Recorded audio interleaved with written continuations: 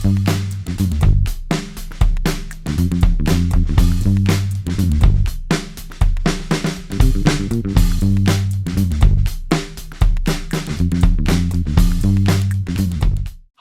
and welcome to Unplanned, the show about cities and how they work. I'm Sam, your host. Before I go any further, remember to hit the subscribe button for lots more interesting conversations to come in the future. But today we've got a wonderful guest, somebody who is in the world of journalism and in the world of innovation and technology and Kendall Square and Cambridge and Boston and the Boston metro region, a name you probably might be familiar with if you're in the Boston area yourselves. That's Scott Kirsner, columnist for the Boston Globe, who has just come out with a new book that he's called Innovation Economy, a term that we all know now, but it's a term that he had something to do with popularizing, with helping us all use for the places that we all experience here in Boston and around the United States. Scott, welcome to Unplanned. Thank you for having me on Unplanned, Sam. Well, it's a real joy, and we're actually meeting for the first time, so it's a real pleasure. And just as we were doing the intro, I wanted to just recognize your eyeglasses, which I think are absolutely right on, spot on. So, good job there. So, tell us about this new book. I would describe it as a collection of stories, or maybe even a collection of essays. What is it? What did you come up with? Well, it's I think collection is fair. I like the idea of a collection in 2021 because everything in the book is just a couple pages long. So it's a little more digestible than saying, here's a 300-page treatise on what is an innovation economy and how do cities create one. So it really is a collection of my favorite pieces, about 50 pieces from the last 20-ish years, maybe 23 years, 24 years of covering largely the startup scene, the invention scene, the innovation scene around New England. And I've been doing it not just for the Globe, which you've mentioned, but for a long time was writing for Wired Magazine and Fast Company and occasionally contributing to the New York Times, Yankee Magazine. So the pieces come from a lot of different sources. Well, you've got a great perspective on this thing that is really dominating our world these days, which is technology, the integration of life sciences and computing sciences. Here in Cambridge, where I am, Kendall Square, which drives a lot of the economy. Give us that 2-decade perspective. I mean, what have you seen over these 2 decades? Well, I mean, an incredible boom here in the Boston area. First in the early time, the early stretch, there was a lot of internet activity. And if you're old enough, you remember brand names like Monster.com and Lycos and CMGI. At one point, CMGI was this internet conglomerate based up in a mill building in Andover. At one point, they had the naming rights to the Patriots Stadium. Before things went south in 2000 and Gillette took it over. So, it was a tech boom. It was a biotech boom. And I guess I always wanted to look for both how is it changing the city and the feel of the city, and how is it creating new meeting places? How does information flow and people flow from, campuses to startup incubators to venture capital firms? How does all that stuff create jobs and economic goodness? But the thing I always have tried to do, despite not really being a historian and despite the fact that most publications don't want anything to feel like dusty and old and too footnotey, I've always tried to kind of look for what are the things that happened here in the past that are influencing what the 21st century feels like. And so some of my favorite pieces to write and some of my favorite pieces in the book are those that look back to, why is this such an entrepreneurial part of the world? Well, it's an interesting role that you have, because in some ways, which I think you're sort of alluding to here, is you are kind of that historian of this time of incredible change. And what's interesting to me on my side of the equation as an urban planner, at least my background in urban planning, is that there's a sort of a dual change here. There's maybe three: the societal change. There's also the technology change, and the way technology is sort of changing all of our lives, and itself is constantly morphing and changing. And then, as you're also saying here, that impact on cities and what that's done to these cities. And it's fair to say in the Cambridge conversation, which I'm much more familiar with, the changes physically in Kendall Square, the amount of new construction all by itself that's gone on there has been just massive. Well, I mean, Kendall in particular, if we can just talk about that for a minute, because you probably know some of this history. Like, you know, a lot, I mean, it ties into this, the title of this series, right? Like, there are cities and planners and architects and economic development consultants that try to plan things, but a lot of goodness happens when things go awry. And so, NASA was planning to build this huge campus in Kendall Square, and they razed blocks and blocks of the place. They only wound up putting up one building, which is still there today, at what I think it was called the Electronics Research Center. And so NASA was saying, hey, we've already worked with these MIT smarties to help us with guidance systems to get to the moon, and for all the spacecraft. And so let's put a research center there. They cleared blocks and blocks, and it was just, it looked like the surface of the moon for a while.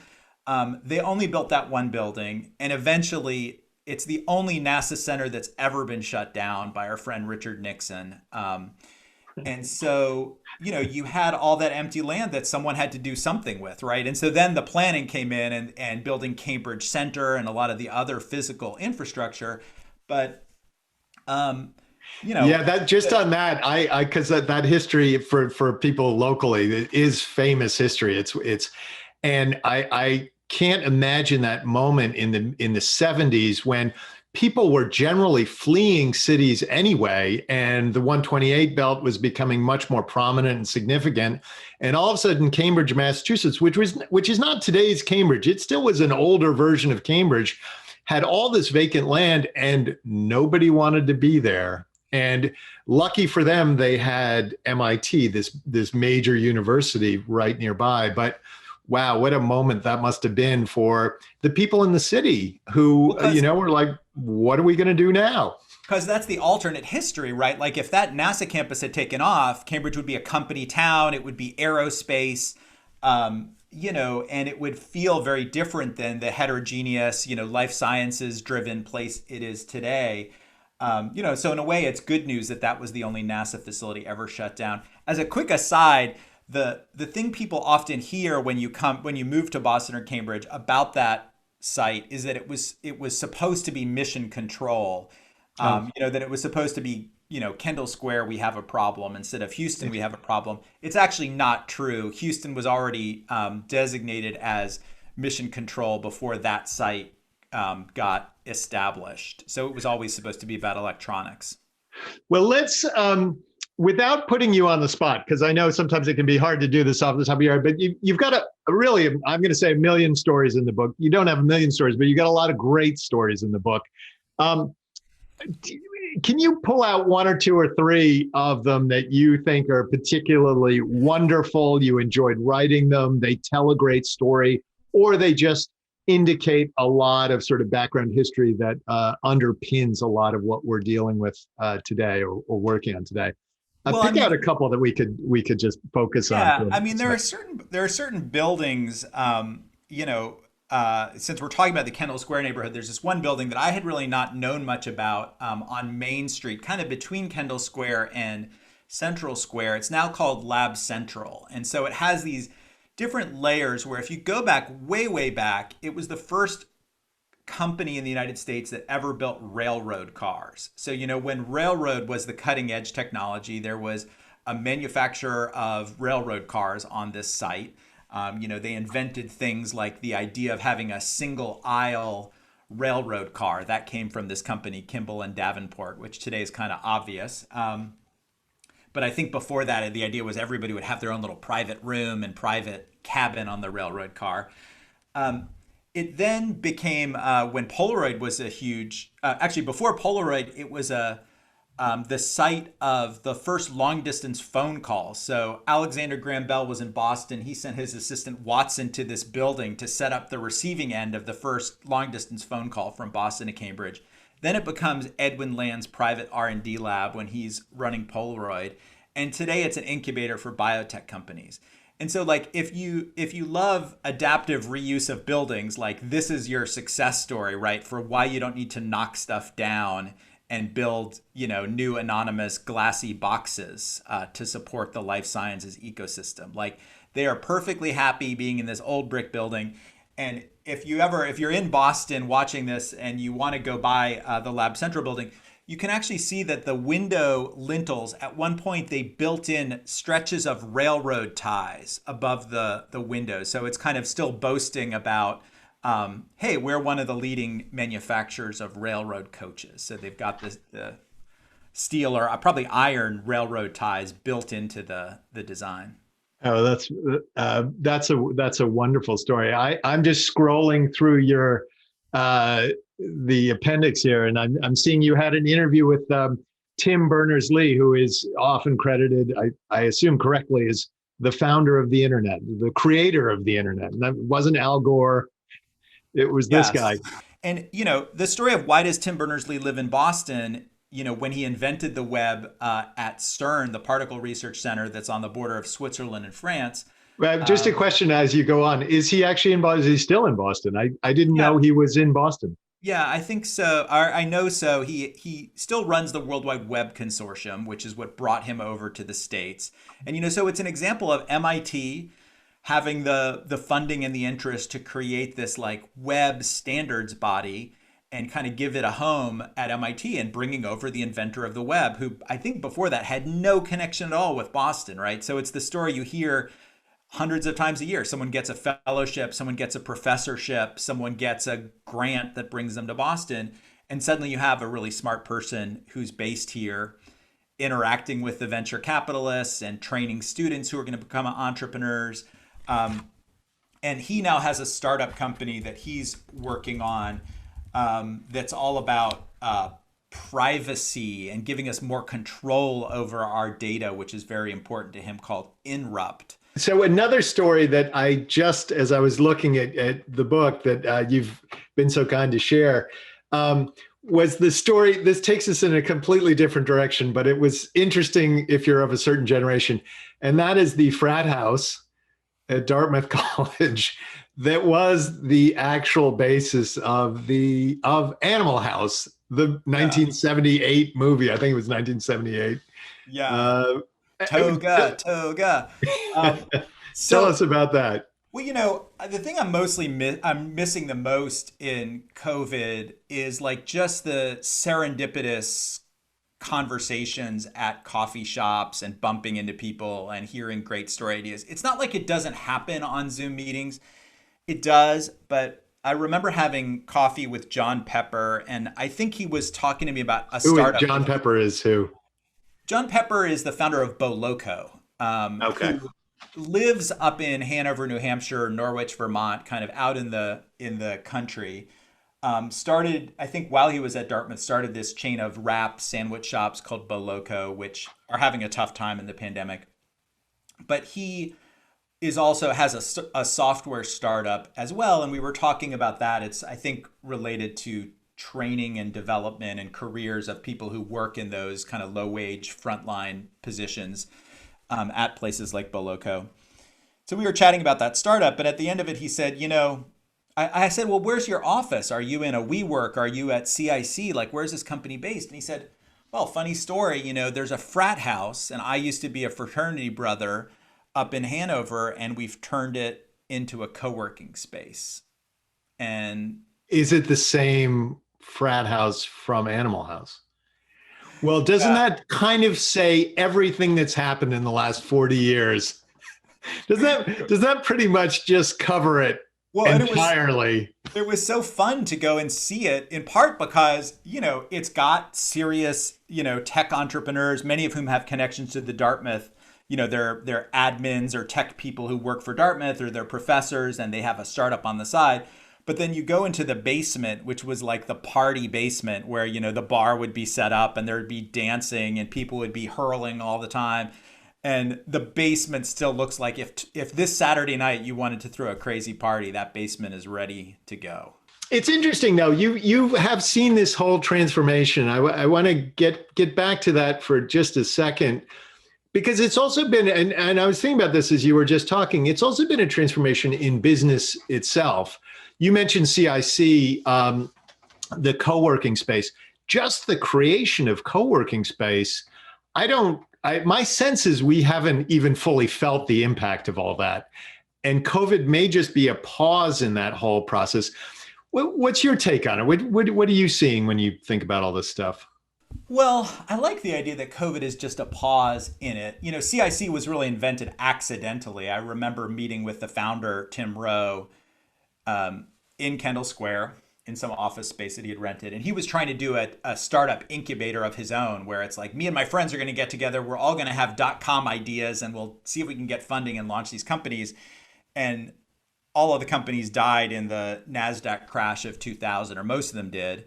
And he still had office space in Kendall Square. And so that's kind of how his idea of shared office was born, well before, before WeWork or before WorkBar or some of the other, um, co-working proprietors. I just think there's such great information flow for startups being around other startups. For big companies, many of them don't feel like they need the information flow. Like they're doing their own thing. They have a product to sell or a service to sell. And it's just about like, let's repeat that and market the heck out of that. But when you're at the early stages, right, the thing that makes the difference is like, oh, I have a friend who's a salesperson and he's really, really bored at his job at that big company down the street. You should talk to him. And those conversations happen, standing in the men's room or standing at the coffee machine. Switching gears slightly, you're in the journalism business. You're a writer. You write about these things. You need to go find people, talk about them. How well do you think journalism, the media, maybe more broadly, has described this story, has handled this story, which has been a slow bake over time? I mean, it's still happening, but how well do you think it's done, either at the Globe or nationally or Wired? What's been your take on that? And what story? Like the way that entrepreneurship has kind of reshaped cities? Yeah, I think when I'm good question. I think when I'm thinking about that, it's both the entrepreneurship, this sort of explosion of entrepreneurship that's been going on, its impact on cities, its impact on careers, its impact on our lives, its impact on business and the business cycle. One of the things that I've been saying, and I'm an older guy, so I don't want to. When I was a kid, and by that I mean, a teenager or college age, people went to work at large firms, or, if you were finishing college and you weren't a scientist, you might go and become a lawyer or something. Sometime in the decade and a half after that, everybody who was 24 wanted to be a CEO of a startup. And maybe that was driven in part because, and we should talk about Zuckerberg and his coffee at the Charles Hotel in Harvard Square, but maybe it was driven because they created it and Google happened and et cetera. So there were enough examples of these young kids basically doing this stuff. Yeah. But now it just seems that's what a 24-year-old assumes they're going to become. They're not going to go work at IBM. I mean, IBM is maybe not the company to say, but Yeah. I mean, I might be getting the chronology wrong, but, there was an era where everybody after college wanted to be, in a rock band. There was an era where everybody wanted to be Fellini making movies. There was an era that you were supposed to be writing a novel. But I do think that the dot-com boom of the late 90s, and really in particular, the dot-com boom of the late 90s was a lot of mid-career people. It wasn't as young as the, call it like 2004, 2005 to the present stretch. You didn't quite have as many like fresh out of college entrepreneurs here in Boston. If I think about the late 90s, it was very much the person who left Digital Equipment or Lotus or EMC, the big data storage company, that would get funded, right? And so they would probably hire some younger people, but I would say it's around 2005, 2006 that you have the emergence of things like Y Combinator, which we could talk about, started in Cambridge in an old candy factory just outside of Harvard Square. that really was looking for these 20 somethings with an idea and very little business experience, but a good ability to code. So how well did journalists do covering it? Like they did great in Silicon Valley. You know, Silicon Valley has been crawling with startup and tech journalists covering the goods and bads. I think here in Boston, it's been a little thinner. You know, there's like just less media in Boston than there is in New York, and there's less tech media than there is in Silicon Valley. And so, you know, I can really only speak for myself where like I've tried to balance out the positive coverage of stuff like Uber arriving with the negative coverage of, gee, there's all these people who are Uber drivers who sometimes feel like they're don't have control. They sometimes wish there was a union. They sometimes wish there was a appeals court you could go to when Uber decided to kick you off the network. I definitely have covered the whole issues around independent contractors and are these people employees or contractors. So I'm just one person. I've tried to cover it, you know, well and consistently and from a lot of different angles. Kendall Square is where a lot of the new construction's happening. It's where a lot of this activity is happening. And then there's the city called Cambridge, which is basically a 400-year-old city that was founded in and around Harvard Square when the first English settlers, the first Europeans arrived up the Charles River and landed in Harvard Square. And that has a very different feel than the whole Kendall Square space. And if you go to a community meeting, those two worlds never interact. They literally are different planets. And one of the interesting things that I've found on the more on the planner sort of public civic side is how do you try to integrate those two? But then also if you're trying to integrate across, say, social divides or economic divides or opportunity divides, can you connect this huge engine of economic power and wealth and growth with communities that typically don't see a lot of it? And that's really difficult to do. Have you done any reporting on that, or you thought about that as in your work? I have written a bit about accelerator programs, you know, which are basically, I call them like entrepreneurial finishing schools. You know, they take somebody who has an idea and maybe a business that they've started or a pitch and try to help you understand like, well, who might you raise money from and how can you hone your presentation and how do you think about your sales strategy? So one of the first of these accelerator programs really started by accident on the fringe of Harvard Square called Y Combinator. And it's now, you know, it's the company that helped spawn Dropbox, which many of us use for file sharing, and Airbnb, which is now a public company, and really started in Cambridge just because someone had the idea to do that. You know, a sort of wealthy Internet 1.0 guy, Paul Graham, had the idea that he should do that. And he had a place on the fringe of Harvard Square. And so that's where he did it. No planning at all, no government involvement at all. But there are other accelerators like one of the great ones is called E for All or Entrepreneurship for All that's in places outside of Cambridge. You know, it's in Nubian Square in Roxbury, and it's in New Bedford, and it's in Haverhill and Lawrence. And the thing that you find that's hard about that is like a lot of these entrepreneurs do not have an idea for the next Moderna, or they don't have an idea for the next Dropbox, right? Like they want to start an apparel company, or they want to start a, you know, personal training business, or they want to start a packaged hot sauce company. And so they're really good business ideas, and these are really great entrepreneurs, and the programs try to help them. But the infrastructure that exists in Boston is not like, how do we help a hot sauce company become a national brand? It's just it's not what we do. And so it's like, it feels like it's going to take a long time to build up enough infrastructure to support those entrepreneurs in a way that can help them get really big and be really successful. We're trying to create, Boston and Massachusetts are trying to create opportunities and support for these other types of entrepreneurs, but there isn't the same like toboggan run that you can put them on. That if you have a biotech company idea, we can put you on that toboggan run and we're going to get you $100 million and a team and lab space. And like, we're going to get you a real shot at becoming a great company. All right, Scott, we can talk for hours, and I want to talk for hours, but we only so many minutes on Unplanned. couple of things. Let's review the Mark Zuckerberg meeting at the Charles Hotel, because I sort of teased it a little while ago, and it's in your book. Why don't you give us what was that? Just so people know what I was talking about. Yeah, I mean, like real briefly, I lived out in San Francisco while Facebook was getting started in Cambridge, and so when I moved back, I was curious, like, what was the story of Facebook in Boston, and why did it move out so quickly from the campus of Harvard to Palo Alto? And it turns out that there was a venture capitalist in Boston who discovered Facebook when it was just for Harvard students. He was a Harvard grad, and he went to some event on campus where all the kids were talking about the Facebook.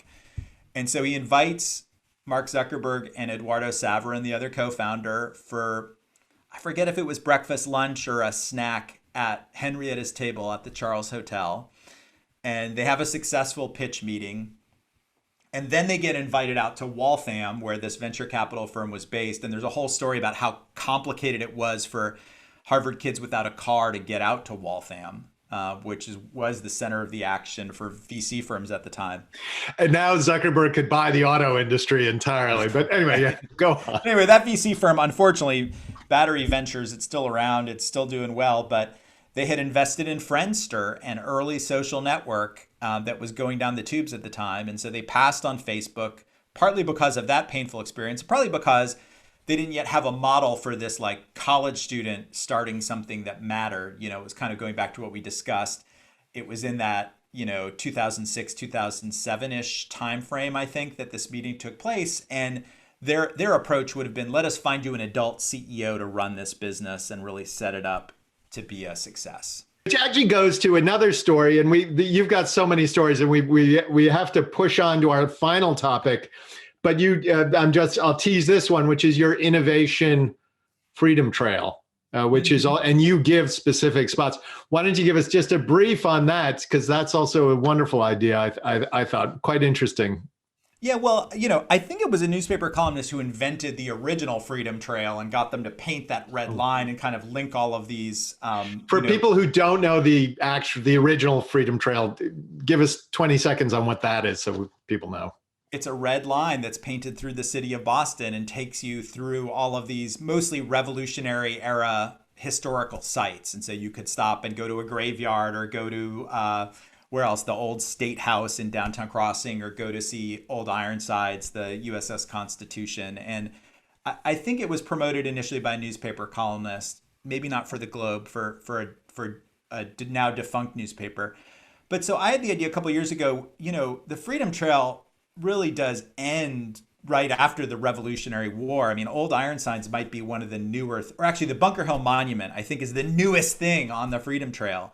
So I was like, well, what if we picked up from there and said from the 1850s to the present, Boston and Cambridge really have been had this incredible story of innovation. Thomas Edison worked here, and Alexander Graham Bell, and the first venture capitalist, his house is on Beacon Hill.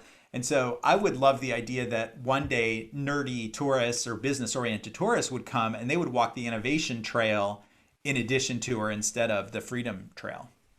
Well, that sounds like a great project going forward. All right, Scott, here's your closing question. Two things. First, you have to tell everybody how you got into the journalism business, because that's a great story too. And then we're going to close out on a question you have in your book, which is a question I'm very interested in too. And it's slightly how Unplanned, as I often mention, was created, which is, what is the impact of COVID on cities? But you ask a slightly different question there, which is, will COVID kill cities altogether? So how'd you get into the journalism business? And then let's talk about COVID. Well, the short answer to getting into journalism is I always wanted to be in journalism. And my first job, like true, full-time job in journalism, was helping the Globe build its early websites and launch Boston.com, which was a great job. I loved it. Probably the best group of people I've ever worked with. But there wasn't a clear path from that role into the newsroom of the Globe. And I didn't know anybody in the newsroom, and no one wanted me in the newsroom. So I quit and decided I would freelance to see if I could cover the rent for my $900 a month apartment in the North End, and there you go. You now have one of the premier journalists covering the innovation economy. Now, your question is, will COVID kill cities? What do you think? What are you thinking on that one? I think I'm a little worried about the like will we get back to the same density? But I think the people who are important and who really kind of matter for those serendipitous unplanned connections want to be working in person and want to be back in Kendall Square and the Seaport or in downtown Boston. And so I think the volume of people commuting into and out of cities is going to be down probably for the rest of our lives because there's a lot of stuff you can do from home offices, or I think a lot of companies will start to think about creating satellite offices that people could, drive to when they need to have a customer meeting. So I wouldn't want to own real estate in a big city right now. But I do think the people who want that connection and stimulation and need to have days where they have 4 or 5 meetings with people in their industry, like they're still going to want to be in these dense clusters. And I believe that's the stuff that matters. Scott Kirsner, Boston Globe columnist, author of Innovation Economy. People can find it where? On Amazon.com in Kindle form or paperback form at a website near And you. yeah, absolutely. And what are you up to next? You're continuing to write and et cetera? Yeah, continue to write, and I have a media startup that also has the word innovation in it called Innovation Leader that focuses on big companies and sort of all the innovation challenges that they face, which is a very different kind of area of coverage than the startup ecosystem. Well, Scott, hopefully we can get you back on Unplanned sometime soon because I'd love to hear more of these great stories. Great stories. Thanks for having me, Sam. I really enjoyed it.